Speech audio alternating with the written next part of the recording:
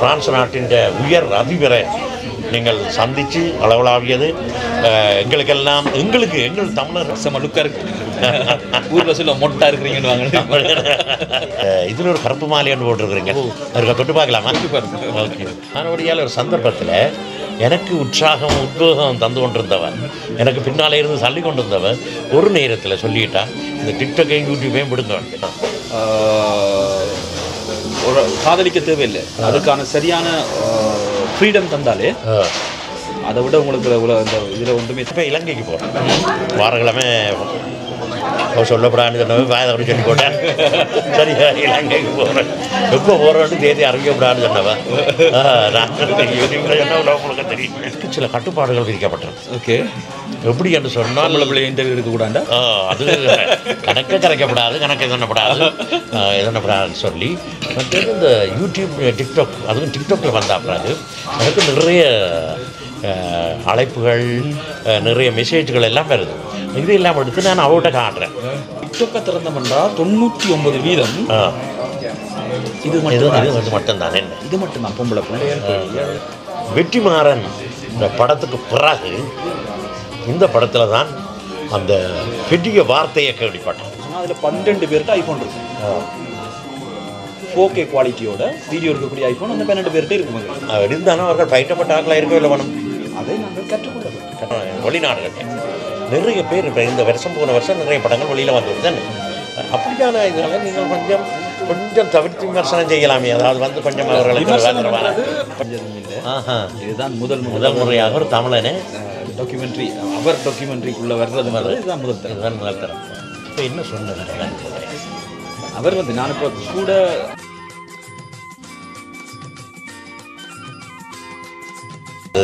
படமும் நல்ல படம். நான் இந்த படத்தை பார்க்க ஃப்ரைடே படத்தை பற்றி என்ன நான் என் அபிப்பிராயங்களை வெளியிடையில் ஒரு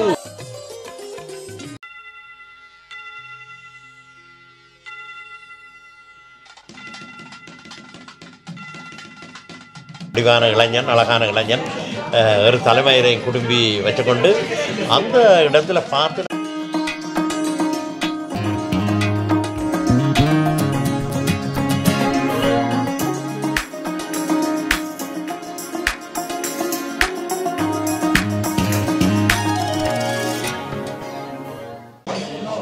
வணக்கம். விஜிதன் சொக்கன் அருமையான சொக்க வைக்கும் பெயர். நான் உங்களை 2 சந்தர்ப்பத்தில் நேராக சந்திச்சிருந்தாலும் கூட உங்களுடைய அளவலாகிற சந்தர்ப்பங்கள் கிடைக்கல. நான் உங்களை பற்றி நிறைய கேள்விப்பட்டிருக்கேன். இப்போ நான் கடைசியாக கேள்விப்பட்ட விஷயம் வந்து ஒரு நம்ப முடியாத விஷயமாக இருந்தது. என்னால் என்னென்னு சொன்னால் பிரெஞ்சு தலைவர் பிரசிடென்ட் அவரோடு சேர்ந்து ஒரு படம் முகப்புத்தகத்தில் வந்தது. அப்போ நான் அதை பார்த்துட்டு நான் யோசிச்சேன் இது ஒரு விளையாட்டு, இது வேக்காட்டு விளையாட்டு, இது எனக்கு தெரிய விளையாட்டு இல்லை. அதாவது வந்து இந்த லண்டனில் பார்த்துருக்கிற மேடம் டிஷ்யூ என்று சொல்லி ஒரு இதில் நிறைய சிலைகளை உயிரூட்டமான சிலைகளை படிச்சிருக்கிறேன். அப்போ தான் வச்சேன் மகாத்மா காந்தி அப்படி அதோட நின்று நான் படம் எடுத்தேன். நம்ம இவருக்கு இது எங்கேயோ இருக்குது உங்களோட கண்டு இது மேற்கொண்டு மேலோட்டமாக பாதித்து கொண்டு போய்க்கிறான். உடனே இப்படியாண்டு அதை செய்து போட்டு அப்போ உங்களை பார்க்க வேணும் ரெண்டு ஒரு இதில் வந்துடுங்க. நாங்கள்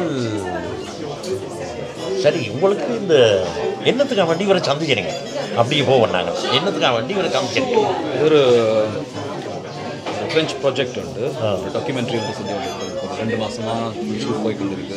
கிட்டத்தட்ட முடிஞ்சது. ஒரு 25லேருந்து ஒரு 25-26 பேர், ஒரு 30 பேர் வரும் நினைக்கிறேன். 30 பேர் பிரபலங்கள் எல்லாருமே. ஓகே பிரபலங்கள் தான் ஃப்ரான்ஸில் உள்ள ஃப்ரெஞ்சு மொழியில் செய்கிற ஒரு இது. அந்த ப்ராஜெக்ட் சம்மந்தமாக அந்த ப்ராஜெக்டில் ஒரு அங்கமாக அவரும் இருக்கிறார். அது சம்மந்தமாக தான் நாங்கள் 2 மாதமாக அந்த அப்பாயின்மெண்ட்டுக்கு வெயிட் பண்ணி கொண்டு எப்படி கிடைச்சது இந்த அப்பாயின்மெண்ட்? சாதாரணமாக கொடுக்க மாட்டாங்களே. என்றால் இப்போ எங்கெண்ட மக்கள் இளைஞர்கள் எல்லாரும் நெருங்கி கொண்டு இருக்கிறேன். அதாவது வந்து ஃப்ரான்ஸின் தலைமைத்துவத்தை நெருங்கி கொண்டு இருக்கிறேன் தான் சொல்லணுமே. என்றால் எங்கள்கிட்ட இன்னொருத்தர் பான் கொடுக்குறாரு அவருக்கு. ஆனால் அவர் பான் கொடுக்குறாருன்னு சொல்கிறதோட அப்படி இருக்கா நீங்கள் அவர்கிட்டயே போயிட்டீங்களே நேரடியாக. அது ஒரு வளர்ச்சி தான் இருக்குது. நாங்கள்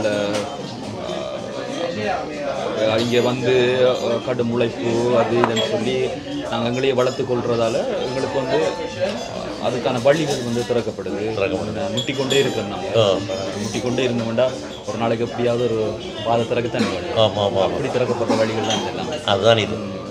இப்போ என்ன சொன்ன அவர் வந்து நான் இப்போ கூட அந்த டாக்குமெண்ட்ரி சம்மந்தமாக தான் நாங்கள் எங்களுடைய சந்திப்பு இருந்தது. இப்போ எங்களுக்கு ஒரு 30 நிமிஷம் டாக்குமெண்ட்ரிக்காக அவர் வந்து கலைச்சார். அப்புறம் ஒரு 20 நிமிஷம் எங்களோட பர்சனலாக ஃபோட்டோ கொள்ள கலைச்சார். அப்போ நாங்கள் எங்களுடைய அடையாளத்துக்கு கேட்டோம், நீங்கள் யார் சொல்லி. அப்போ நாங்கள் தமிழில் சொல்லுவோம். ஏன்னா அதில் இந்திய நாட்டு வேலை செஞ்சது, நம்ம ஸ்ரீலங்கா நாட்டு வேலை செஞ்சது. இப்போ நாங்கள் தமிழ்லேருந்து ஒரு எங்களை நாங்கள் அடையாளப்படுத்தி கொண்டாங்க. அப்போ ஒரு சின்ன ஷாக் கொண்டவருக்கு என்னடா இது வரைக்கும் அவர் ஒரு டாக்குமெண்ட்ரிக்கு இது வரைக்கும் யாரையுமே அவர் மீட் பண்ணதும் இல்லை, டாக்குமெண்ட்ரி இது வரைக்கும் அவர் செஞ்சதும் இல்லை. இதுதான் முதல் முறையாக ஒரு தமிழனே டாக்குமெண்ட்ரி அவர் டாக்குமெண்ட்ரிக்குள்ளே வர்றதுன்றது இதுதான் முதல் தரம். ஓகே, அந்த சந்தர்ப்பம் அது எங்களுக்கு அமைஞ்சதுன்றது வந்து உண்மையிலேயே பெரிய ஒரு சந்தர்ப்பம். அது பாராட்டுதலுக்குரிய விஷயம் உங்களுக்கு. அதாவது வந்து அது தமிழில் என்னென்னு சொல்கிறது, விவரண படம். என்ன விவரண படம்? இந்த விவரண படத்தை எப்படி நாங்கள் பார்க்கலாம்? இந்த விவரண படம் வந்து ஒரு இங்கே இருக்கிற ஒரு ஃப்ரான்ஸின் ஒரு மிகச்சிறந்த அதாவது ஃப்ரான்ஸின் மிகச்சிறந்த விளையாட்டுக்கான விருதை பெற்ற ஒரு விளையாட்டு கலைஞனுடைய டாக்குமெண்ட்ரி தான் அந்த விவரண படம் தான். இது டெடி ஃபைனாக தெரியும் உங்களுக்கு, ஒரு ஜூடோ செய்கிறவர், 4 தரம் தொடர்ந்து ஒலிம்பிக் சாம்பியன் அடித்தவர். பெரிய குண்டரா? பேரல் மறந்துடுவேன். 4 தரம் ஒலிம்பிக்கில் 4 தரம் கோல்டு மெடல் வந்தவர். அதோட 11வது தரம் வந்து வேர்ல்டு சாம்பியன்ஷிப். இது வரைக்கும் ஒரு யாருமே இல்லை. அவரை பற்றின விவரம் படம் தான் நாங்கள் செய்கிறோம். ஓகே, அதில் நிறைய விளையாட்டு வீரர்கள், மற்றது பெரிய பெரிய ஆக்கள், கேன் ஃபெஸ்டிவல் பிரசிடெண்ட்டை கூட நாங்கள் இன்டர்வியூ பண்ணியிருக்கோம். கேன் ஃபெஸ்டிவல் ஆஃபீஸில் போய் அங்கே பரிசுக்குள்ளே இருக்கு. ஓகே ஓகே, நானும் வாசல் வரையும் போனேன். கேன் ஃபெஸ்டிவல் பேருந்து வந்துட்டேன். அதில் இருக்கு அந்த சிவப்பு கம்பளம் இருக்குது, அதில் இருக்க ஏறி பார்க்கலாம். கேன் ஃபெஸ்டிவல் கிட்டத்தட்ட இது நாங்கள் கேன் ஃபெஸ்டிவலில் ஸ்க்ரீன் பண்ணுறதுக்கான வேலை செய்து கொண்டு இருக்கிறோம். அதோட அவர் கூட இந்த டாக்குமெண்ட்ரிக்குள்ளே இருக்கிறார். நிறைய பேர் நிற்கணும். இப்போ நிறைய ஓமாக்சி ஒரு ஆக்டர், ஒரு ஆள் உங்களுக்கு தெரியும், ஃப்ரெஞ்ச் ஆக்டர், பெரிய ஒரு என்ன பேர், ஓமாக்சின்னு சொல்லி. ஓமாக்சி. அவரும் வந்து அவரை கூட நாங்கள் மீட் பண்ணி அவர் ஒரு நாள் ஃபுல்லாக நாங்கள் ஷூட் பண்ணியிருக்கிறோம். அப்படி நிறைய பேர் இதில் இருக்கணும்.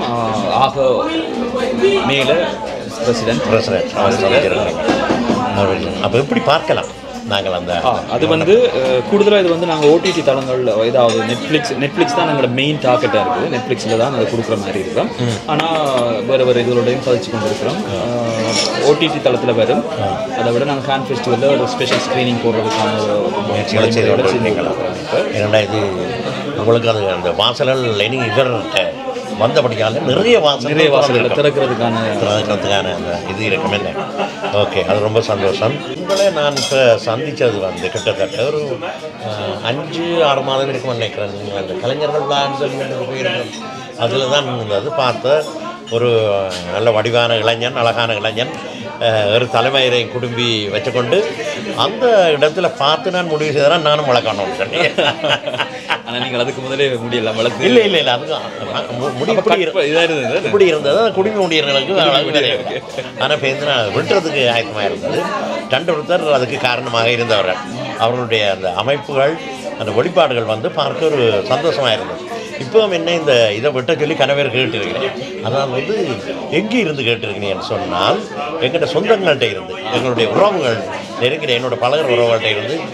இன்றைக்கு ஒரு படம் ஃபேஸ்புக்கில் போட்டேன், நான் வாட்ஸ்அப்பில் போட்டேன். நான் அதை பார்த்துட்டு அதை மாதிரி போடுங்க, அதெல்லாம் வடிவாக இருக்கேன். அப்போ நான் சொன்னேன் என்னென்னு சொன்னால், என்னுடைய அடையாளம் இல்லாமல் போயிடுவேன். இதையும் பட்ட சொல்லி அதுக்கு நான் மறுத்துட்டேன். சரி, அது இருக்கட்டும். அதுக்கு ஒரு காரணமாக இருக்கு. விஸ்வாமித்திரர் மாதிரி இருக்கிறீங்க. எனக்கும் விஸ்வாமித்திரனை ரொம்ப பிடிக்கும். அவருடைய அது ஒரு கட்டுக்கதையாக இருக்கலாம், புராண கதையாக இருக்கலாம். அவருடைய அந்த கொள்கைகள், அந்த தாழ்ந்து போகாத தன்மை, ஒரு சந்தர்ப்பத்தில் தாழ்ந்து போனது, கதையின்படி தாழ்ந்து போனது, மகளுக்காக வேண்டி அப்படியான சில இதழ் பிடிக்கும். மற்ற ஒரு முடுக்கு, அவருடைய அந்த முடுக்கு அதுக்கு வந்து எங்கள்கிட்ட சிவாஜி கணேசன் அவர்கள் அந்த ராஜரிஷி படத்தில் தான் படப்படுத்தது. அதை விட வேறு பழைய புராண படங்களில் நான் பார்த்தேன். அதில் இருந்து ஒரு முனிவர்களில் ஒரு சிறந்த ராஜரிஷி தான் அவர். என்ன அப்போ அதில் இவர் எங்கள்கிட்ட ராஜாவன் நடிக்க முடியாத இன்னும் எங்கள்கிட்ட மனசுக்குள்ள இதாண்டு வந்துட்டான். சரி, நாங்கள் அந்த கதைக்கு வந்த விஷயம் வேறு கலைஞர்கள் அப்படியே இதாண்டு கொண்டு மாறிக்கிட்டு போவோம். உங்களோட கலைத்துறையை பற்றி சொல்லுங்கள். உங்களோட கலைத்துறையின் ஈடுபாடு நான் பார்த்துருக்கிறேன், அறிஞ்சிருக்கிறேன். நீங்கள் வந்து ஒரு விமர்சனத்துக்குள்ள ஒரு விமர்சனப்படுத்த வேண்டிய விமர்சன கொஞ்சம் பல்லு பிரச்சனை இது சொல்லக்காக போகிறேன், எனக்கு தான் கட்டிக்கொண்டு வர போகிறேன். சரி, உடஞ்சி போச்சு. ஒரு விமர்சனத்துக்குள்ளான ஒரு ஆள், விமர்சனப்படுத்த வேண்டிய ஒரு ஆள். அதாவது வந்து உங்களுடைய விமர்சனங்களையும் பார்த்துருக்குறேன். ஒரு ஆண்டு சரியாக இறுக்கமான விமர்சனங்களை கன இடங்களில் கொடுத்துருக்குறீங்க. அதில் உங்களுடைய கோபம் வந்திருக்கேன். எப்படி விமர்சனங்கள் வந்து பொது வழிகளில் நாங்கள் எனக்கு வந்து எப்போவும் வந்து விமர்சனத்தால் கையாளுறது தான் பிடிக்கும். விமர்சிக்கலாம், என்னத்தை வேணாலும் சரி. நீங்கள் மூக்குண்ட நுனி வரைக்கும் பெறலாம், நீங்கள் பெறலாம். ஆனால் அது சரியாக இருக்கணும், நியாயமாக இருக்கணும், ஏற்றுக்கொள்ளணும். இப்போ ஒரு ஆள் உங்கள் மேல் விமர்சனம் வைக்கக்குள்ள கூட நீங்கள் அதை ஏற்றுக்கொள்ளணும், இல்லாட்டி அதை நீங்கள் நிச்சயமாக. ஆனால் வளர்ந்து வருகிற எங்களுடைய தமிழ் சினிமா பொறுத்தவரையில் இங்கே தமிழ் சினிமா வழிகிட்டு போய்த்துடுவோம். நான் நினைக்கிறேன், நான் பிறக்க முதலே அது ஆரம்பமாக இருக்கணும்னு சொல்லி முதல் ரகுநாதன் ஐயா தான் அவர். அதுக்கு முதலே நிறைய இதுகள் நாங்கள் அப்போ இருந்து பார்த்து கொண்டு வாரோம். ஞானம் பெரிஸ் காலத்தில் இருந்து ஞானம் பெரிஸ் இலங்கையில் இருந்து ரகுநாதனங்கள் வந்து இலங்கையில் தான் அவருடைய பயணங்கள் ஆரம்பிக்கப்பட்டது. அதுக்கு பிறகு தான் இங்கே அவர். ஸோ அது இலங்கையில் தான் முதல்ல ஆரம்பிக்கும். இந்திய சினிமா எவ்வளோத்துக்கு ஒரு ஹைப்பில் இலங்கை இருந்த இந்த சினிமா உருவாகி பிளாக் அண்ட் ஒயிட் படங்கள் வர வெளிக்கிடைக்குள்ள அதே மூச்சோட அதே வேகத்தோட இலங்கையிலையும் சினிமா உருவானது நல்ல படம். ஆனால் இந்திய சினிமா அதை அப்படியே பிடிச்சி கொண்டு மேலே வந்து இலங்கையில் நடந்த சினிமா, இலங்கை படங்கள் வந்து நல்ல யதார்த்த ரீதியாக இருந்தது. அப்போ எடுத்த படங்களே நல்ல யதார்த்தமான படங்களாக இருந்தது. பேருந்து கொஞ்சம் இந்திய சினிமா கலந்த படங்களாக வந்து இந்திய சினிமாவை நாங்கள் குறை சொல்கிறோம் இல்லை, அது என்டர்டைன்மெண்ட். ஆனால் அது இந்திய சினிமான்றது தென்னிந்தியா சினிமான்றது தென்னிந்திய சினிமா, தென்னிந்திய வாழ்க்கை முறை, தென்னிந்திய மக்கள் அவைன்ற இதை அடிப்படையாக வச்சு அதை பிரதிபலிக்கிறது. எங்களுக்குரிய சினிமா எங்களை பிரதிபலிக்கணும் கட்டாயம். அந்த பேச்சு வழக்கு அதுகள் இதழோட. ஆனால் நான் இதை பார்க்க நான் சொல்ல வந்த விஷயத்தை மறந்துட்டேன். வளர்ந்து வருகிற சினிமான்னு தான் சொல்லணும். வெளிநாடுகள் நிறைய பேர் இப்போ இந்த வருஷம் போன வருஷம் நிறைய படங்கள் வெளியில் வந்துவிட்டு தானே. அப்படியான இதனால் நீங்கள் கொஞ்சம் தவிர்த்து விமர்சனம் செய்யலாமே. அதாவது வந்து கொஞ்சம் அவர்களுக்கு கொஞ்சம் ஒரு சின்ன ஒரு ஆதரவை வச்சுக்கொண்டு நாங்கள் தொடர்ச்சியாக நாங்கள் எதுக்கு விமர்சிக்கிறோம்னு சொன்னால் நீங்கள் தேடுற எக்ஸ்கியூஸ்க்கு தான் நாங்கள் விமர்சனம் வைக்கிறோம். நீங்கள் தப்பிக்கொள்றதுக்கு சில விஷயங்களை நீங்கள் கொண்டு வரீங்க, ஆனால் அது வந்து உண்மை இல்லாத விஷயங்கள். நீங்கள் தப்பிக்கொள்றது எங்கள்கிட்ட டெக்னாலஜி இல்லைன்னு நீங்கள் சொல்கிறதுன்றது வந்து ஒரு பொய் விஷயம். ஏன்னா இன்றைக்கு டெக்னாலஜின்றது வந்து ஒரு வீட்டிலையும் இப்போ நாங்கள் இப்போ ரெக்கார்ட் பண்ணி கொண்டு இருக்கோம் பாருங்க, எவ்வளோ ஓகே குவாலிட்டியில் எவ்வளோ வடிவாக நாங்கள் இதை ரெக்கார்ட் பண்ணி கொண்டு இருக்கோம். ஒரு சின்ன கேமரா, குட்டி கேமரா, ஒரு 250 யூரோவோட உங்களுக்கு டெக்னாலஜி பாக்கெட்டில் இருக்குது. அப்போ நீங்கள் என்கிட்ட டெக்னாலஜி இல்லைன்ற ஒரு எக்ஸ்கியூஸை நீங்கள் தேடுறீங்களா படைப்பு, அங்கே தான் கோவம் வருது உங்களுக்கு. அதில் நீங்கள் அதை ஏற்றுக்கொள்ள முடியாது. ஏற்றுக்கொள்ள முடியக்கூடிய விஷயங்கள காசு இல்லைன்னா நான் ஏற்றுக்கொள்வேன். அது என்ன காசு நாங்கள் படங்கள் செய்கிறதுக்கு பணப்பற்றாக்குறைன்றது வந்து அது எல்லாருமே ஏற்றுக்கொள்ளக்கூடிய முடியாது. ஆனால் தொழில்நுட்பம்ன்றதுக்கு இப்போ பெரிய பணம் தேவையில்லை அப்படின்னு சொல்கிறீங்க. ஐஃபோனில் நீங்கள் ஒவ்வொரு வீட்லையும் பார்த்தீங்க ஒரு படம் வந்து நாங்கள் ஷூட் பண்ண போகிறோம், ஒரு 15 பேர் உட்காந்துருக்கோம்னு சொன்னால் அதில் 12 பேர்கிட்ட ஐஃபோன் இருக்கும். 4K குவாலிட்டியோட வீடியோ எடுக்கக்கூடிய ஐஃபோன் அந்த 12 பேர்கிட்ட இருக்குங்க. இருந்தாலும் அவர்கள் பயிட்டப்பட்ட ஆட்களாக இருக்கவே இல்லை வேணும். அதை நாங்கள் கற்றுக்கொள்ள வேணும். இப்போ கற்றுக்கொள்ளாத பட்சத்தில் கற்றுக்கொள்ளாமல் நாங்கள் எக்ஸ்கியூஸ் சொல்ல முடியாது. நிச்சயமாக நாங்கள் இப்போ ஒரு படம் எடுக்க போகிறோம்னா குறைஞ்சது ஒரு மாதம் யூடியூப்லேயாவது நாங்கள் எதையாவது தேடி கற்றுக்கொள்ளலாம். படத்தை எடுத்தாச்சு அந்த படத்தை வெளியிட வேணும். பெரும்பாலான பணத்தை செலவழிச்சாச்சு. அப்போ நான் தான் எல்லாத்தையும் செய்ய வேணும் என்ற ஒரு நிலப்பாடு வந்துவிட்டது. இரண்டால் பணப்பற்றாக்குறை ஒரு காரணமாக இருக்கலாம். நான் வந்து அதில் அந்த சில சிக்கல்கள் ஏற்படலாம் தானே. சிக்கல்கள் ஏற்படலாம். இப்போ அவர் வந்து வெளியில் இன்னொருத்தட்ட கொடுத்து செய்கிறதுக்கு இல்லை பணம் வேணும். சிக்கல்கள் ஏற்படலாம், அதில் எந்த மாற்று கருத்தும் கிடையாது. சிக்கல்கள் ஏற்படலாம், எல்லாம் நடக்கும். ஒரு ஒரு ஒரு ஒரு தயாரிப்பை நாங்கள் உருவாக்கிய கூட நிறைய சிக்கல்கள் ஏற்படும். கடைசியில் ஒன்றுமே இல்லாமல் போய் கூட, ஆனால் அதை நான் ஏற்றுக்கொள்ள மாட்டேன். நான் ஏற்றுக்கொள்ள நான் விட்ட பிள்ளையை நியாயப்படுத்தக்கூடாது. நான் ஏற்றுக்கொண்டுட்டேன், இவ்வளோ பிரச்சனை நடந்தது, அடுத்ததில் நான் செய்வேன். அப்படி ஒரு தகவல் வந்த மாதிரி இருந்தது. அப்படி ஒரு தகவல் வரும் பட்சத்தில் யாருமே உங்களை நாங்கள் கதைக்க போகிறதும் இல்லை, யாருமே விமர்சனம் பண்ண போகிறது. ஏன்னா எங்களுக்கும் அது தெரியும். நாங்களும் அப்படித்தான் நாங்கள் படைப்புகளை செய்து கொண்டிருக்கிறோம். ஓகே, அந்த பட்சத்தில் ஓகே. சரி, உங்களுடைய அந்த விமர்சனங்களை எனக்கு ஏற்றுக்கொண்டும் ஏற்றுக்கொள்ளாத பட்சத்தில் சரி, நாங்கள் இந்த விவகாரமான விஷயங்களை விட்டுட்டு நீங்கள் கலை உலகுக்கு எப்படி வந்தீர்கள் இந்த வயசில்? மற்ற இன்னொரு விஷயம் சொல்லணும்னு நினைக்கிறேன், இது மறந்து போவன். கிட்டடிக்கு ஒரு படம் கொண்டு பார்த்தேன் நான், தம்பி ரொனிலோடு, அந்த பேர் எனக்கு சோபா சக்தியின் கதை, ஃப்ரைடே அண்ட் ஃப்ரைடே அந்த இடத்துல பார்த்தேன். வெற்றிமாறன் இந்த படத்துக்கு பிறகு இந்த படத்தில் தான் அந்த பெரிய வார்த்தையை கேள்விப்பட்டேன். அந்த வெற்றிமாறன் ஒரு படத்தில் தூசணம் பெரிய வார்த்தை அதை கேள்விப்பட்டேன். என்ன அது இல்லாமல் செய்ய முடியாதா? யதார்த்த படங்கள் யதார்த்தமாக மனுஷன் அப்படி தான் இருக்கணும், இல்லைன்னு சொல்கிறதுக்கு இல்லை. யதார்த்த படங்கள் செய்யக்குள்ள அது வந்து ஒரு சிறப்பு காட்சி, அது பொதுமக்களுக்கு காட்சிப்படுத்தக்குள்ள அது வந்து எங்களோட சமூகம் விளிமியம், நாங்கள் இப்படி நாங்கள் அடுத்த சமூகத்தோடு நாங்கள் அடுத்த ஜெனரேஷன் பிள்ளைகளோட நாங்கள் தண்ட போகிறோம் கொள்ள போகிறோம், யார் யார் பார்க்கணும், சின்ன பிள்ளைகள் வரணும், அது நாங்கள் வந்து அதுக்கேற்ற மாதிரி அதை அவை வந்து மோடிஃபை பண்ணுவேன், அதை மாற்றம் செஞ்சு கொண்டு வர அது வந்து ஒரு சிறப்பு திரையிடலாக அமைஞ்சது. அதால் அது வந்து வெளிப்படையாக அப்படியே இருந்ததால் அந்த இடங்களில் வந்து சில சில இதுகளில் வந்து தூசணம் நேரடியாக பயன்படுத்தப்பட்டது. மற்றது அது இப்போ இருக்கிற சூழலில் அது வந்து இப்போ ஒரு யதார்த்தமான டிக்டாக்கை திறந்தோம்னு சொன்னால், டிக்டாக்கை திறந்தோம்னா 99% இது மட்டும்தான். இது மட்டும்தான் பொம்பளை பிள்ளைகள் ஆரோக்கியமான வளர்ச்சின்னு சொல்றீங்களா? இல்லை, ஆனால் ஒரு சாதாரண விஷயமா போயிட்டு இருக்கு. சாதாரண விஷயம் ஏன்னா இப்போ ஐரோப்பிய நாடுகளையும் சரி நாடுகளையும் சாதாரண, அது ஆங்கிலத்திலேயோ அது வந்து ஒரு சாதாரணமாக பேசப்படுற ஒரு வசனமாக இருக்கிறதால தமிழ்லேயும் ஒரு சாதாரண விஷயம் வந்துருக்கு. இப்போ நாங்கள் அடுத்த சந்ததிக்கு வந்து இது கூடாத விஷயம்னு சொன்னால் அவை சிரிப்பினேன்.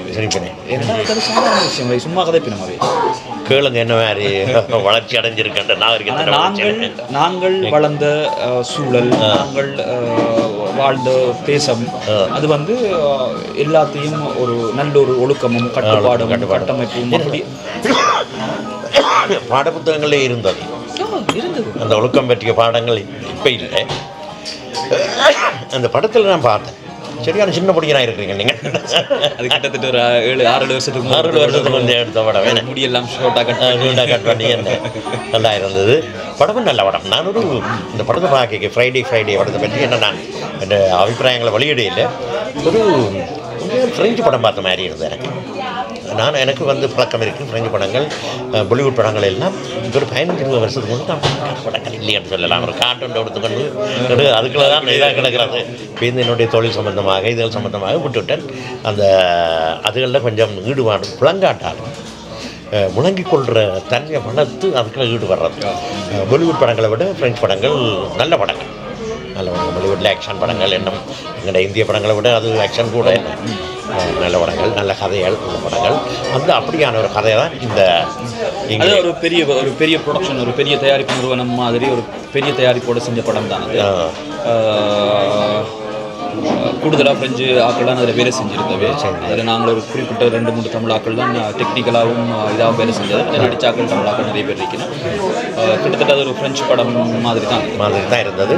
அந்த அவர் எழுத்தாளரே நாங்கள் அதில் டைம் கூட்ட வந்தோம். சோபா சக்தி ஒரு சிறந்த ஒரு நல்ல அந்த கதை அது எல்லாமே நல்லா இருந்தது. ஆனால் அது ஒரு தியேட்டரிக்கல் ஃபிலிம் இல்லாமல் போய்ட்டு ஒரு ஃபெஸ்டிவல் ஃபிலிமாக எடுத்ததால் அதை கொண்டாடுறதுக்கான சந்தர்ப்பங்கள் எங்களுக்கு அது சரி அமையுது. வந்து செய்கிறோம் வராமல் இருக்காது. இப்போ நாங்கள் சந்தித்து கிட்டத்தட்ட 1/2 மணித்தியாலத்துக்கு மேலே ஆச்சு கதைச்சு கொண்டு இருக்கிறோம். உங்களை பற்றி சொல்லுங்க. அதை உங்களை அறிய வேணும், உங்களை பற்றி அறிய வேணும். என்னை பற்றி பெருசாக சொல்கிறதுக்கு ஒன்றும் இல்லை. நான் இங்கே 2008ஆம் ஆண்டு தான் இங்கே வந்தேன். நான் இங்கே வந்ததா 2008ஆம் ஆண்டுண்டா நான் படித்தது யாழ்ப்பாணம் பல்கலைக்கழகத்தில். யாழ்ப்பாணம் பல்கலைக்கழகத்துலையா ஆர்ட் அண்ட் டிசைனிங்கில் டிகிரி முடித்தேன். நான் முடிச்சுட்டு தான் வந்தேன். நான் என் அடிப்படை வந்து ஓவியம். நான் ஓவியர் தான். நான் ஓவியமா இப்போ கிட்டத்தட்ட ஒரு 18 வருஷமாக நான். நீங்கள் கிற ஓவியங்கள் இங்கே இருக்கா? இங்கே வந்த புதுசில் ஒரு எக்ஸிபிஷன் வச்சு நான் இது செந்துவான்ல அதோட நான் அதுக்கு அந்த பக்கம் பாட்டிட்டு அப்படியே விஷுவல் இதுக்கு மாற்றிட்டீங்க. அப்புறம் ஃபோட்டோகிராஃபி, சினிமாட்டோகிராஃபி. என்ன செய்கிறீங்க அது சம்மந்தமாக? இப்போ என்ன செய்கிறீங்க? என்ன செய்து? அதுதான் இந்த மெயின் ஜாப்பே வந்து நாங்கள் ஃபோட்டோகிராஃபி அண்ட் சினிமாட்டோகிராஃபி ஃபில்மிங் தான் மெயின் ஜாப்னு சொல்கிறீங்களா? அது வருமானம் தரக்கூடிய அதான் இருக்குது. நீங்கள் அதில் நிறைய டிபார்ட்மெண்ட்ஸ் இருக்குது. நீங்கள் இப்போ ஃபில்ம் மேக்கிங் இருக்குது, அப்புறம் நீங்கள் வெட்டிங் வீடியோகிராஃபிஸ், ஃபோட்டோகிராஃபி செய்யலாம், மற்றது மியூசிக் வீடியோ செய்யலாம். இப்போ நீங்கள் செய்கிறது கூட அதில் வந்து நான் பழக்காமல் பழகி கொண்டு இருக்கிறேன். ஏதோ ஆனால் சின்ன வருமானமோ பெரிய வருமானமோ அது தரக்கூடியதான். நீங்கள் எந்த தொழிலை நேசித்து செஞ்சாலும் அது உங்களுக்கு ஒரு இடத்துல ஒரு வருமானத்தை தரும். கொஞ்சம் கொஞ்சமாக வளர்ச்சி அடைஞ்சு கொண்டிருக்கிறேன். கொஞ்சம் கொஞ்சமாக படித்து பழகி கொண்டிருக்கிறேன். வயசே இல்லை அதுக்கு. நீங்கள் எப்போ பழகலாம், படிக்கலாம். அப்போ நீங்கள் அப்படியான இதில் இந்த தமிழ் திரைப்படம் இங்கே அது சம்பந்தமாக நீங்கள் என்னென்ன செய்திருக்கிறீங்க? இங்கே நான் நிறைய ஒரு குறிப்பிட்ட 2010 2009ஆம் ஆண்டிலே 9க்கு பிறகு தான். அதுக்கு பிறகு நான் 2008 வந்து இங்கே என்னுடைய வாழ்க்கையை நான் ஆரம்பிக்கும் போது இங்கே சின்னதாக நான் இங்கே ஷார்ட் ஃபிலிம்கள், அது குறும்படங்கள் அது செய்து வச்சு அதில் வேலை செய்ய ஆரம்பித்து டிவியில் வேலை செஞ்சுருக்கிறேன். நிறைய ஷார்ட் ஃபிலிம்களில் வேலை செஞ்சுருக்கிறேன். ஷார்ட் ஃபிலிம் எடுத்துருக்கிறேன். ஷார்ட் ஃபிலிமில் வேலை செய்திருக்கிறீங்களா? என்ன கேமராமேனாவா? எல்லாமே எல்லா டிபார்ட்மெண்ட்ஸும் நீங்கள் ஒரு ஷார்ட் ஃபிலிமில் நீங்கள் ஒரு 15-20 டிபார்ட்மெண்ட் இருக்குண்டா ஒவ்வொரு நேரங்களில் ஒவ்வொரு ஷார்ட் ஃபிலிமில் ஒவ்வொரு டிபார்ட்மெண்ட்டில் வேலை செஞ்சுருக்கேன். பல டிபார்ட்மெண்ட்ஸ் எல்லாமே செஞ்சுருக்கேன். அதுதான் ஒரு கலைஞர் அப்படி தான் இருக்க வேணும். பல துறைகள் தெரிஞ்சவர்களாக இருந்தால் தான் அந்த இதில் ஒரு ரெஸ்டாரண்ட்டில் இருக்க கூட அவர் கழுவுறதுல இருந்து சமைக்கிறதுல இருந்து பொலிவலனாக இருந்தால் தான் அது திறம்பட செய்யலாம். ஓகே. அது ஒரு நீங்கள் உங்களை வளர்த்துக்கொள்றதுக்கு ஒரு நல்ல ஒரு ஃபில்ம் மேக்கராக நீங்கள் உங்களை வளர்த்துக்கொள்றதுக்கு திரைப்படத்தை சார்ந்த எல்லா விஷயங்களும் தெரிஞ்சிருக்கும். அது எல்லாத்துலேயும் நீங்கள் பாண்டித்துவம் பெற்றீங்கன்னு சொன்னால் கடைசி நேரத்து இப்போ நான் ஒரு படத்தை நான் ஒரு டைரக்ட் பண்ணுறேன்னு வச்சுக்கொண்டா எனக்கு எடிட்டிங்கை பற்றி தெரிஞ்சிருக்கணும், சினிமாட்டோகிராஃபி பற்றி தெரிஞ்சிருக்கணும், மியூசிக் பற்றி தெரிஞ்சிருக்கணும். அப்போ தான் நான் எனக்கு என்ன வேணும்னு சொல்லி எனக்கு கேட்டு வாங்கலாம். அது சம்மந்தமாக வேலை செய்கிறாங்க. அது ஒவ்வொரு தனித்தனி பிரிவுகளையும் நீங்கள் பாண்டித்துவம் அடையும். அதுதான் என்னுடைய வந்து உங்களுக்கும் அந்த திருப்தியை தரும். அதாவது வந்து அவர் வேலை செய்கிறவர், அந்த படத்தில் வேலை செய்கிறவர் சரியாக செஞ்சில்லைன்னு சொன்னார். எனக்கு தெரியும், தெரியும். அது தெரியும். நானும் ரெஸ்டாரண்ட் வச்சுருந்தேன். ரெஸ்டாரண்ட் வச்சிருக்கேன், சமையல் சரியில்லைன்னா உண்டான அப்படி வெளியில் விட்டுருவேன். ஏன்னா உங்களுக்கு சமையல் தெரியும். தெரியும். மறுபடியால் நீங்கள் நம்பி நான் சமைக்கிறேன்னு சொல்லி வெளியே விட்டுருவேன். பின்னுக்கு என்ன நடக்க போகுதுன்னு தெரியாது. அதுதான் அவர் மூவியில் வருவார் இடத்துக்கு. சரி, அப்போ அந்த இதுக்கு வருவேன். சரி, உங்களுக்கு நீங்கள் மறு பண்ணிக்கிட்டீங்களா? குழந்தைகள் இன்னும் இல்லை. எடுத்தானா? எங்கண்ட நாட்டு பெண்ணா அல்லது அது பிரச்சனை? ஒரு கர்நாடிக் டான்ஸர். இப்போ டான்ஸ் டீச்சராக இருக்காங்க. டான்ஸில் தான். நல்ல விஷயம். கலையோடு சேர்ந்துருக்கீங்க. நல்ல விஷயம். பல்கலைக்கழகத்திலேயே காதலிச்சு அப்படியே கல்யாணம் கட்டி அந்த ஊரில் 20 வருஷமா. அப்போ நீங்கள் வந்த பிறகு தானே கூப்பிட்டது? வந்த பிறகு அவள் வந்து இந்தியாவில் கலாக்ஷேத்ரா தெரியுமா? கலாக்ஷேத்ரா. அங்கே வந்து அவள் போஸ்ட் கிராஜுவேட் வரைக்கும் படிச்சிருக்கான். அங்கே ஸ்ரீலங்காவிலேருந்து வந்து திருப்பி அங்கே படித்து அங்கே இருந்து. நான் இந்த கேள்வியை ஏன் கேட்டுறேன் சொன்னால், உங்களுடைய இந்த கலை பயணத்துக்கு அவனுடைய அதாவது வந்து ஈடுபாடு அல்லது அவருடைய உந்துதல் உங்களுக்கு எப்படி இருக்குதுன்னு சொல்லி. உங்களுக்கு வீட்டில் ஃப்ரீடம் கிடைச்சாலே காணுமே. அதை விட பெருசு நீங்கள் காதலிக்கிற ஒரு துறையை ஒரு காதலிக்க தேவையில்லை. அதுக்கான சரியான ஃப்ரீடம் தந்தாலே அதை விட உங்களுக்கு அந்த இதில் ஒன்றுமே தேவையில்லை. அந்த வகையில் அவர் நிறைய சப்போர்ட்டிவ் எனக்கு. அப்போ நான் ஒரு விஷயம் சொல்லட்டேன் உங்களுக்கு. ஆனால் வெளியில் ஒரு தடவை சொல்லி போடாதீங்க. என்னென்னு சொன்னால், உங்களுக்கும் காதல் தான். அளவிட முடியாத காதல், இப்போவும் காதலிச்சு கொண்டே இருக்கிறோம். இந்த காதலின் இறுக்கமும் அந்த நெருக்கத்தாலேயும் எனக்கு சில கட்டுப்பாடுகள் விதிக்கப்பட்டிருக்கு. ஓகே, எப்படி என்று சொன்னால் இன்டர்வியூ எடுக்கக்கூடாண்டா, அது கணக்கை கரைக்கப்படாது, கணக்கை எதனப்படாதுன்னு சொல்லி. மற்றது இந்த யூடியூப், டிக்டாக், அதுவும் டிக்டாக்கில் வந்த பிறகு எனக்கு நிறைய அழைப்புகள், நிறைய மெசேஜ்கள் எல்லாம் வருது. இது எல்லாம் எடுத்து நான் அவர்கிட்ட காட்டுறேன். காட்டேக்கு எனக்கு தெரியாது, நான் ஒரு அப்பாவித்தனமாக காட்டினதுன்னு. அங்கே ஏறுதுன்னு தெரியாது, ஏறுதுன்னு தெரியாது. அதனுடைய ஒரு சந்தர்ப்பத்தில் எனக்கு உற்சாகம், உத்வேகம் தந்து கொண்டிருந்தவன், எனக்கு பின்னாலே இருந்து தள்ளி கொண்டிருந்தவன் ஒரு நேரத்தில் சொல்லிட்டா, இந்த டிக்டாக்கையும் யூடியூப்பையும் விடுங்க வந்து. சரியோ, அது அது அது அதையும் தாண்டி போகணும், வெற்றி அடைகிறது. அப்போ நான் அவ தாண்டி போக முடியாது, தாண்ட முடியாது. அந்த நிலைமையை தாண்டி கொஞ்சம் வசப்படுத்த நீங்கள் அதை தாண்டி போயிட்டீங்கன்னா அதுக்கு பிறகு அவ ஹாப்பியாக என்ன இவ்வளோதான். ஆனவடியால் அவள் வசப்படுத்துறதுக்கான வழிகளை தேடிக்கொண்டிருக்கிறேன். பார்ப்போம் என்ன மற்றது. அந்த கொஞ்சம் ஆக்களை தூர தான் வச்சிருக்கிறேன். என்னுடைய பண் ரசிகைகள் அவியல் எல்லாம் தூர வச்சிருக்கிறேன். சில நேரங்கள் அதை கட் பண்ணி போடுவேன். சரியா. மற்றது அப்போ இனி உங்களுடைய நல்ல இன்ட்ரெஸ்டாக போய் கொண்டிருக்கக்கூடிய நிறைய கதைக்கும் வீடியோ நீளம் கருதி என்னத்தை கட் பண்ணுறதோ தெரியாது. இனி நீங்கள் என்ன செய்ய போகிறீங்களா? அடுத்த கட்ட உங்களுடைய நகர்வு என்ன? அடுத்த கட்டம்ன்றதெல்லாம் கிடையாது. நான் ஒவ்வொரு நாளும் என்னை வளர்த்து கொண்டே இருக்கணும். ஆமாம், ஒவ்வொரு மாதமும் ஒவ்வொரு வருடமும் நான் இப்போ இந்த இதில் வாழ்கிறோம், இந்த ஜெனரேஷன் இப்படி இருக்குது சொல்லி நாங்கள் வளர்த்து கொண்டே இருக்கணும். நான் வளர்த்து கொண்டே இருந்தேன்னு சொன்னால் அடுத்தது நான் என்ன செய்ய போகிறேன்னு சொல்கிறது ஆட்டோமேட்டிக்காகவே அதை இந்த கண்டிப்பாக வந்து கொண்டே இருக்கும். உங்களுக்கு வந்து கொண்டு இருக்கும் சந்தர்ப்பங்களை எல்லாம் பயன்படுத்தி கொண்டிருந்தாலே நிச்சயம் நல்ல முறையில் பயன்படுத்தி கொண்டிருந்தால் வெற்றி நிச்சயம்தான். அப்போ இந்த இதில் ஒரு கருப்பு மாலையான்னு போட்டிருக்கிறீங்க, அதுக்கு தொட்டு பார்க்கலாமா? ஓகே, கருங்காலி மாலையா? என்னத்துக்கு அப்படி இதை போட்டிருக்கிறீங்க? ஒன்றும் இல்லை, சும்மா நான் ஸ்டைல். நம்பிக்கை ஏதாவது? ஒன்றும் எனக்கு அதெல்லாம் அப்படியா நம்பிக்கை? உங்களுடைய நம்பிக்கைகள் என்ன மாதிரி? நான் என்னதான் எப்போவுமே நம்புவேன். கடவுள் நம்பிக்கை இருக்காங்க? பெருசா இல்லையா? நான் என்னதான் நம்புவேன். நான் கூடுதலாக ஒவ்வொரு அடுத்த நொடியும் என்னால் தான் இயக்கப்படும்ன்றதில் சூப்பர். நானும் அப்படி தான் இருந்தேன். என்னால் முடியாமல் போச்சு.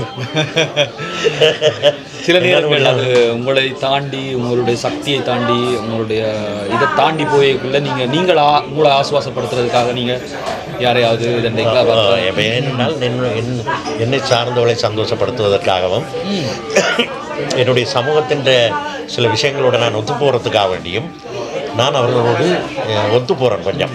ஆனால் மனசுக்குள்ளே இருக்குது. இதுதான் இருக்கிறார் இல்லையான்றது வேறு ஒரு பக்கம் இருக்கட்டும். அது பெரிய விஷயம், சாதாரணமாக யாருமே கண்டுபிடிக்க முடியாத விஷயம்.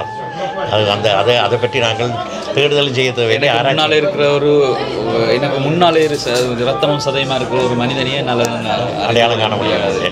அப்படி கண்ணால் காணாத கடவுளை என்னென்று இதெல்லாம் நான் இதில் சொல்கிறேன், நீங்கள் பிள்ளையாக அடைஞ்சு கொள்ளாதீங்க. உங்களுடைய அபிப்பிராயம், உங்களுடைய மற்றவர்கள நம்பிக்கையில் நான் இன்றைக்கும் நான் இதன்னது அதே தான் கைவிடுங்க.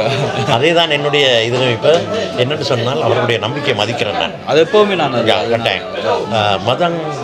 மதம் சார்ந்து சில வேறுபாடுகள் எனக்கு இருந்தாலும் அந்த மார்க்கங்களுடைய சொல்லப்படுற விஷயங்கள் சில ஏற்றுக்கொள்ளக்கூடியதாக இருந்தது. அதை நான் ஏற்றுக்கொள்கிறேன். ஆனால் அதுக்காக வேண்டி வேண்டாம், அதுக்கு மேலே சொல்ல வேண்டாம்.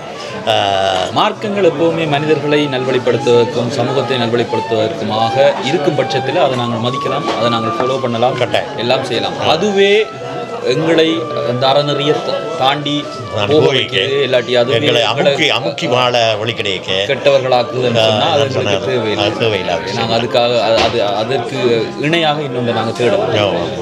நல்ல விஷயம். நானும் தெரிஞ்சோ தெரியாமலோ என்னை பற்றி கொஞ்சம் சொல்லியிருக்கிறேன். என்ன மனசுக்குள்ள இடந்தான் அதிகமாக வெளிப்படுத்துறதில்லை. அப்படி ஒரு நட்பு கிடைக்க நான் அதை என்ன அறியாமல் அது ஒழிக்கிட்டு வந்து இதாண்டு விட்டு அப்போ நாங்கள் அந்த விஷயத்தை விட்டுவிட்டு நாங்கள் எங்கள் முடிவுக்கு வருவோம். வேறு என்ன ஏதோ என்ன சொல்ல விரும்புகிறீங்கள் இந்த கலைஞர்களுக்கு, வளரும் கலைஞர்களுக்கு, மற்றது எங்களுடைய கலை வளரும் கலைஞர்கள் நான் ஏன் சொல்கிறேன்னு சொன்னால் ஐரோப்பாவில் வளர்ந்து கொண்டு தான் இருக்குது என்கிட்ட இது வளர்ந்து கொண்டு தான் இருக்குது. இன்னும் சரியான இதை காணவே இல்லை. மற்றது இந்த பழமை சம்பந்தமான கலை உணர்வுகள் இப்போ நான் வந்து டிக்டாக் செய்ய சிவாஜி கணேசன், எம்ஜிஆர் அவை என்ற இதுகளை எல்லாத்தையும் எடுத்து செய்கிறேன். செய்ய கேட்க கூட நான் எனக்கென்று ஒரு பாணி அதுக்குள்ள கொண்டு வரணுன்னு முடியலை. ஆனால் சில நேரங்களில் எம்ஜிஆர் இதை எடுக்க சிவாஜி மாதிரி நடிப்பேன், சிவாஜி நடிக்க இது மாதிரி அந்த வழியெல்லாம் அப்படி போய் கொண்டிருக்குது. அதுக்குள்ளே இருந்து விலத்தி கொஞ்சம் வேறு வழியில் என்ன வெளிப்படுத்த ஒன்று விரும்புகிறேன். நிச்சயமா அது நீங்கள் இப்போ ஒரு ஆளை மாதிரி இமிட்டேட் பண்ணுறதுன்றது எல்லாம் ஒரு ஒரு இது இல்லை, அது இல்லை. ஏனென்றால் நீங்கள் அதில் வந்து உங்களை இங்கே பழக்கப்படுத்திக் கொள்வீங்க. ஆனால் ஒரு கட்டத்தில் நீங்கள் வந்து உங்களுக்கான ஒரு அடையாளத்தை நீங்கள் எப்போவுமே உருவாக்கி கொள்வாங்க. அதிலிருந்து நீங்கள் வெளியே வந்து நீங்கள் அதை நீங்கள் உங்களை நீங்கள் அடையாளப்படுத்தணும் வேண்டாம். நீங்கள் கற்றுக்கொள்றதுக்கு ஒரு ஊடகம் தேவை. நீங்கள் அதை வந்து நீங்கள் இவரை பார்த்து கற்றுக்கொள்ளலாம், அவரை பார்த்து கற்றுக்கொள்ளலாம், அவரை மாதிரி நடிக்கலாம், அவரை மாதிரி நடிக்கலாம், எல்லாம் செய்யலாம். ஒரு கட்டத்தில் நீங்கள் உங்களுக்கான சுயத்தை நீங்கள் அடையாளம் கண்டு நீங்களாக வரும்போது அது எல்லாருக்கும் அது ஒரு இதாக இருக்கும், நல்ல இதாக இருக்கும். அந்த வழிக்கு தான் நானும் பெற போகிறேன். ஏன்னா எவ்வளோ பெரிய டைரக்டர்மாராக இருந்தாலும், எவ்வளோ பெரிய ஃபில்ம் மேக்கராக இருந்தாலும் அவை வந்து ரீமேக் படங்கள் செய்வினோம். இன்னொரு ஆளுடைய படத்தை எடுத்து தாங்க எல்லாம் செய்வோம், அவங்களோட ரீமேக் பண்ணுவேன். ஏன்னா வந்து அது அது அது அது அந்த கதை பிடிச்சிருக்கும், அதில் ஒரு எக்ஸ்பீரியன்ஸ் வரும். ஆனால் அதுக்குள்ளால் தங்களுக்கான ஒரு தனித்துவத்தை எப்பவும் கட்டாயம் கொண்டாடுவேன். சரி, அந்த வழியில் எனக்கும் இந்த டிக்டாக்கில் நிறைய ஃபாலோவர்ஸ் வந்து கொண்டிருக்கிறேன். எப்போ வந்து நிறைய வருவேன் பார்த்து கொண்டு இருக்கிறேன். பார்த்து கொண்டா பிறகு என்ன பார்ப்பீங்க நீங்கள் இதுவரையில் எம்ஜிஆரையும் சிவாஜியையும் எனக்குள்ள வார்த்தைகள் அப்படி என்று நான் சும்மா சொல்லிக்கொள்கிறேன். அப்படியே அது வருகுது, அப்படிக்கே ஒன்று செய்ய முடியிருக்கு, அதுதான் வருகுது. நான் ரியலாக செய்யணும்னு பார்க்குறேன். அதிலிருந்து நீங்கள் வெளியே வரணும், கட்டத்துக்கு பிறகு நீங்கள் உங்களுக்கு முழுசாக ஒரு நம்பிக்கை வந்துடும் தானே. ஓகே, நான் அதுக்கு நீங்களும் துணை அனுப்பியல் என்று நான் நினைக்கிறேன். கட்டாயமாக அந்த நல்ல நட்பராக கிடைச்சிருக்கு. படங்கள் செய்ய போகிறோம், நிறைய இதுகள் இருக்குது. உங்களை மாதிரியான ஆட்களுங்களுக்கு படங்களில் நடிக்கிறதுக்கு நீங்கள்லாம் செம்ம லுக்காக இருக்கு. ஊரில் சொல்ல மொட்டா இருக்கிறீங்கன்னு வாங்க. அதான் இப்போ ஒரு இது சொல்லுங்கன்னு இந்த இப்போ நிறைய தானே ட்ரெண்டிங் என்ன அது எனக்கு 35 வயதில் அடைஞ்சு போச்சு. 2 வரையும் டை அடிக்கல. அது உங்களுக்கு தனித்துவம். ஆமாம் ஆமாம். ரெண்டாவது நிறைய பேர் இப்போ நீங்கள் எங்கே நின்றாலும் உங்களுக்கு தெரியும், தனியாக தெரியும். ஏதோ தப்பு செய்தாலும் கண்டுபிடிச்சிடலாம். என்ன எல்லாத்துக்குமே நல்லதோ கெட்டதோ எல்லாரும் பிடிபட்டுருவீங்க. சரி, இன்னொரு விஷயம் சொல்கிறேன். நான் இப்போ இலங்கைக்கு போகிறேன். வாரக்கிழமை சொல்லப்படான்னு சொன்னவன் வாயதை சொல்லி போட்டேன். சரி, இலங்கைக்கு போகிறேன். எப்போ போகிறோன்னு தேதி அறிவிக்கப்படான்னு சொன்னவன் நான் சொன்ன உங்களுக்கு தெரியும். ஒன்றும் செய்யலாம். சரி, எங்களுடைய அன்பின் நிமித்தம், எங்களுடைய நட்பு தொடர் நிமித்தம் உங்களுக்கு என்ன வாங்கி கொண்டு வரது? நீங்கள் நான் கிட்டத்தட்ட இலங்கைக்கு போய் இப்போ 2006 வந்து 20 வருஷம் ஆகும். அன்பின் நிமித்தம் என்று சொன்னால் நீங்கள் என்ன வாங்கினாலும் அது அன்பு தான். அப்படியா? சரி, ஓகே. நான் ஏதோ நான் பார்க்குறேன், யோசிச்சு பார்க்குறேன். நான் ஒரு போன முறை ஸ்ரீலங்காவுக்கு போயிருக்கேன். ஒரு தோழியை எப்படி கேட்டேன், என்ன வேணிகள் வரேன். அவ சொன்னால் எனக்கு இலங்கையில் தமிழ் எழுத்து மண் வேணும் மனுஷன். அது எனக்கு ஒரு போன இடத்துல ஒரு முத்தையன் கட்டையில் ஒரு குளம். அந்த குளத்தில் குளிக்க ஓடி வந்து தலைகளை பாய்ஞ்சு சொல்லி ஓடினேன். ஓடிக்கொண்டு போய் மண்ணை உள்ளே கீழே இந்த மண்ணில் கை வச்ச உடனே இந்த ஞாபகம் வந்து அப்படியே எடுத்துக்கொண்டு வந்து இப்போ தான் ஒரு 2 கிழமைக்கு வந்து கொடுத்துறேன். 2 கிழமைக்கு ஒரு மாதம். ஓகே, சரி. இப்போ சந்தோஷம். வேறு என்ன, ரொம்ப சந்தோஷம், ரொம்ப மகிழ்ச்சி. இப்படி சந்திப்பேன்ட்டு நான் நினைக்கையில், நான் அன்றைக்கு ஒரு நாள் கண்ட இடத்துல சொன்ன நான் சந்திப்பேன் நினைக்கையில் அது இந்த எங்களுடைய பிரான்ஸ் நாட்டின் உயர் அதிபரை நீங்கள் சந்தித்து அளவலாவியது எங்களுக்கெல்லாம் எங்கள் தமிழர்களுக்கு எல்லாருக்கும் கிடைக்கக்கூடிய ஒரு பெரிய சந்தோஷம். ஏதோ நாங்கள் போய் சந்தித்த மாதிரி இருக்குது. அதுக்கு நீங்கள் போய் சந்தித்தது எனக்கு நான் போய் சந்தித்த மாதிரி இருக்குன்னு சொன்னால் என்னுடைய உள் உணர்வுகளுடைய வெளிப்பாடுகள் எல்லாம் உங்கள்கிட்ட இருக்கிற மாதிரி எனக்கு இருக்குது. சரியா இருக்குது. அதனால் அந்த அந்த இதில் அந்த இது பேசினீங்களோ அந்த படத்தில் அதெல்லாம் பிடிக்கலையா? அது உண்மையாக சொல்கிறது. எப்போவும் நாங்கள் முகத்து கஞ்சியோ இல்லாட்டி எதுவும் புறவயல் காரணங்களாலேயோ நாங்கள் எங்களுக்கு தோணுறதை கதைக்காமல் இருக்கிறன்றது நம்ம எங்களுக்கு செய்கிற துரோகம். இப்போ எனக்கு ஒரு விஷயம் தோணுதுன்னு சொன்னால் நான் அதை எவ்வளவு அழகாக மற்றவர்களை பாதிக்காமல் அதை நான் எவ்வளவு கண்ணியத்தோடு நான் சொல்ல முடியுமோ அதை சொல்கிறது தான் உண்மையான பண்பு. அது கலைஞனுடைய அதுக்காக நான் அந்த இடத்துல சொல்லாமல் இருக்கேன். அது நான் இந்த படைப்புக்கு செய்கிற கலைக்கு செய்கிற துரோகம். அந்த துரோகத்தை நான் செய்யக்கூடாது. ரொம்ப நன்றி. எல்லாரும் வளமையாக சொல்கிற மாதிரி உங்களுடைய அருமையான நேரத்தை ஒதுக்கி எனக்காக இந்த சுவியை தந்திருக்கிறீர்கள் என்று சொல்லி முடிக்காமல் இது ஒரு பெரிய எனக்கும் கிடைச்ச ஒரு பெரிய ஒரு சந்தர்ப்பம், ஒரு வரப்பிரசாதம் என்று நினைச்சு கொண்டு நாங்கள் உங்களுடைய பிள்ளைகள் தான் எல்லாம் எல்லாரும் உண்டாதான் வாழ்கிறோம், உண்டாதான் வளர்கிறோம். எல்லாருக்கும் ஒரு ஆளுக்கு ஒரு ஆள் உதவியா அப்படிதான் நாங்கள் வளர்ந்து வரோம். அந்த வகையில் நேரடியாக தொடர்பு இல்லையில் இவர் எங்கள்கிட்ட தம்பி இருக்கிறார் இல்லை ரீகன் மூலம் ஒரு இதில் நண்பேண்டான்னு சொல்லி ஒரு பார்த்தேன். அவரே எனக்கு சின்ன வயசில் இருந்து தெரியும் கணக்கு. அப்போ அவர் மூலம் தொடர்பு உண்டு. உங்களோட தொடர்பு உண்டு. நேரடியாக தொடர்பு கொண்டு இருந்தாலும் நீங்கள் தந்திருப்பீங்க. அது அப்போ இவர் அஜந்தன்ட்டு தான் உங்களை நம்பர் தான். அது ஒரு அருமையான படத்தில் நல்ல படம். அந்த படம் எனக்குள்ள ஏற்பட்ட பாதிப்பு வந்து இப்போ நான் இலங்கை போய்க்கு அந்த மண்ணுக்கு போக போகிறேன். அந்த நடந்த மண்ணுக்கு படைப்பு அந்த வேலையை தான் செய்யும். அந்த இடத்துக்கு போய் அவையோடு ஒரு நாள் இருந்து நான் படம் முடிச்சு கொண்டு வர போகிறேன். இன்னும் இவர் எடுக்காத காட்சிகளையும் எடுத்து கொண்டு வரலாம். பாப்பா அது எனக்கு உந்துதலை ஏற்படுத்தி வேந்தனங்களை விட வர முடியல. அது கதைச்சு கொண்டே வரோம். அப்போ வேற என்ன நாங்கள் சரி இன்னொரு சந்தர்ப்பத்தில் இன்னொரு நல்ல கலப்படப்பில் சந்திப்போம். நன்றி, வணக்கம்.